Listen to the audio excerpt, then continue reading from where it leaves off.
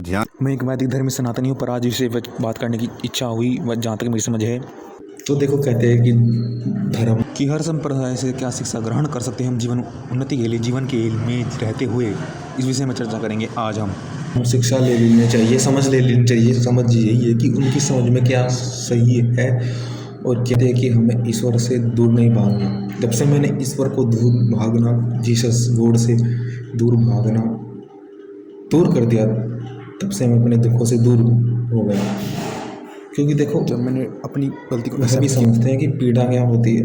पीड़ा ईश्वर को, व्यक्ति को भक्ति से ही ईश्वर की जात हो पाएगी। पंथी है जो इस्कॉन वाली, ये भक्ति में, और जीसस भी एक तरह से भक्ति में, तो भक्ति से भी थोड़ी हमें शिक्षा लेनी चाहिए, उपासना से भी, तभी उत्तम ज्ञान कर्म कर पाएंगे, बोध हो पाएगा हमें रहे। क्योंकि हम उस पीड़ा को समझे, संसार में जो दुख है उस दुख को समझे और उससे निकलने का प्रयास करें सुख की ओर। ये तो यही तो पीड़ा हमें ईश्वर की दिखाते हैं।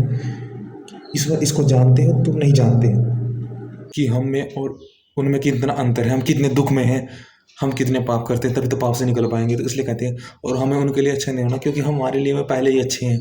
हम जैसे वैसे को अपने एक्सेप्ट करना, यह भी बातें हम जीसस से, अर्थात उनकी जो बाइबल है ना, उससे शिक्षा मिलती है कि वो हमारे लिए पहले ही अच्छे हैं, हमारे हर अवस्था में हमको स्वीकार करेंगे, इत्यादि बातें आप उनसे समझो।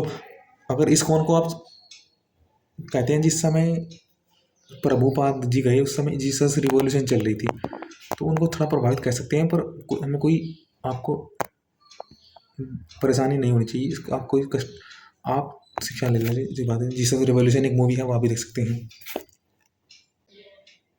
ईश्वर हमको हर परिस्थिति में स्वीकार करते हैं, इत्यादि बातें हैं। ओम करते हैं।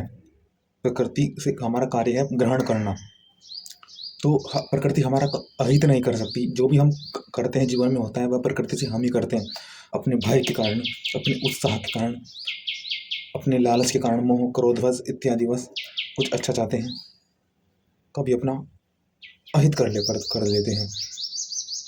प्रकृति को विकृति हम ही करते हैं, और हम इसी बदलाव को उपयोग करते हैं। अगर हमने प्रकृति का से प्रकृति के रूप में ही उपयोग ले लिया, तो हमें विकृति हानि नहीं कर पाएगी। हम जैसा लेते हैं वैसा ही ग्रहण करेंगे, सत्य रूप से, प्रारूप से।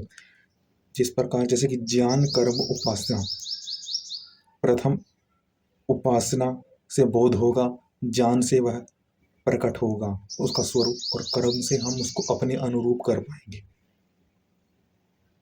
कर्म जैसे कि होम इत्यादि कर्म, होम इत्यादि, यज्ञ इत्यादि पदार्थों का उपयोग करना।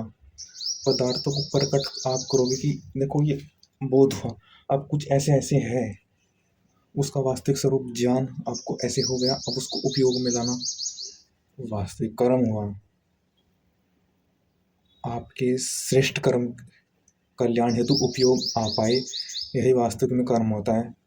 यही कर्म कहलाया जाएगा कि आप उपयोग वह आया। उपयोग का अर्थ यही है कि उस श्रेष्ठ कर्म में उपयोग हो गया, तो फिर वह आप स्वयं उसमें हानि नहीं करोगे। आपने वो